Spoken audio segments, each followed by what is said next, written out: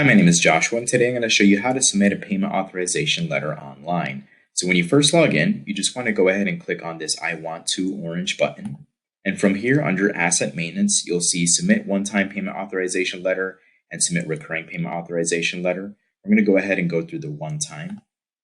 From here, you want to click on New Payment. From here, you want to specify the account. Click on the asset that it's associated with. Click Next.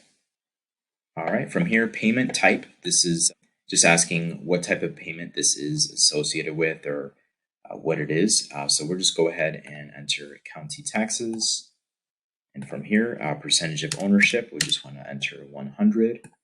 Total invoice amount, we can just put 2,000.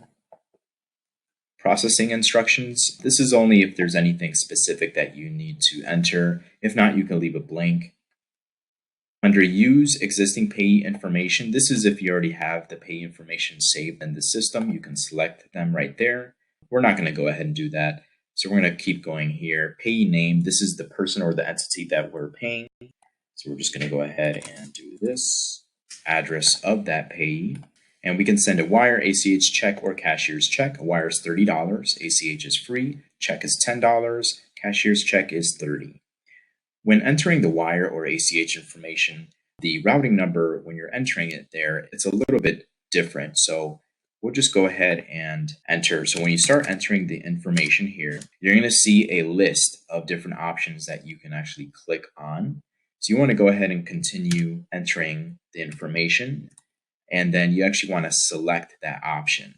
Because if you click off and you click on this account number section, this is going to erase. So you have to make sure you actually click on the number there.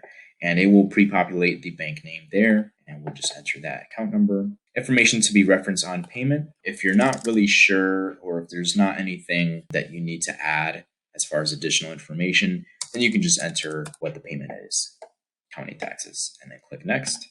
And from here, you will be prompted to upload a copy of the bill. So it does allow up to 3 documents, but only 1 document is required. That's why it has a little red star there. So basically, you just want to click on this field, and then it will open up a new window for your computer. And then you want to locate the file saved in your computer and then upload it there. So we're just going to go ahead and do that. And then once you see the green bar with the check mark, that means it has been uploaded successfully. Then you want to click on Next.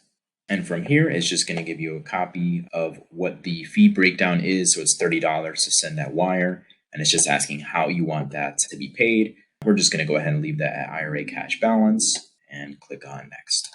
From here, you just want to go ahead and make sure you click the box, scroll down, and click Submit. And now you've submitted it. And from here, you can just see it's under Manager Review.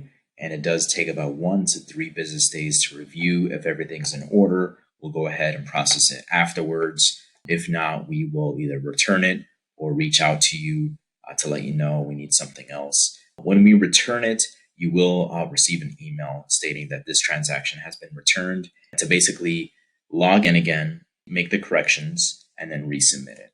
And that's how you submit a one-time payment authorization letter. I hope this helps. Thank you.